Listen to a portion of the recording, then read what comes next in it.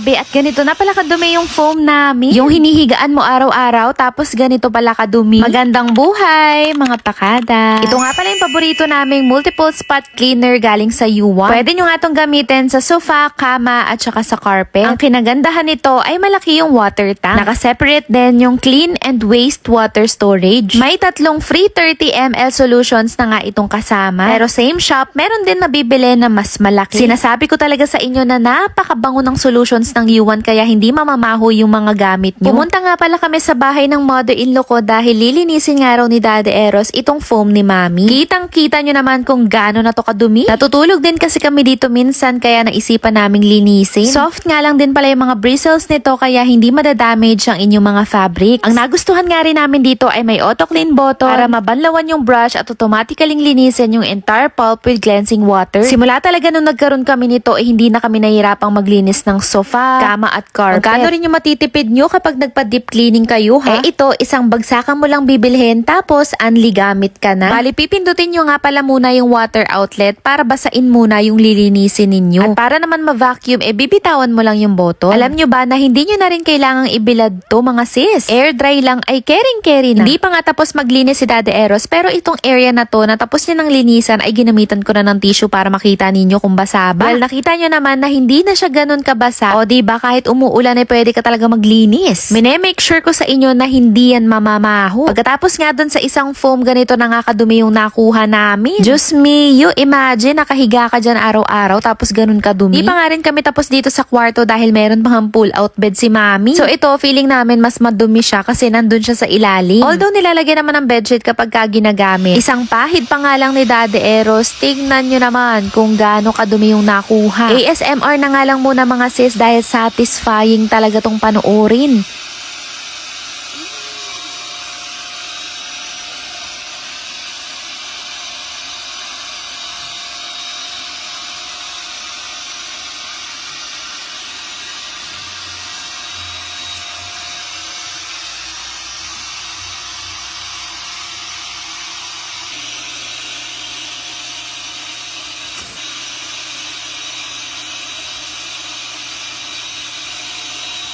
Tignan nyo naman kung gaano kadumi. Hindi talaga sapat na binibilad lang ang mga foam.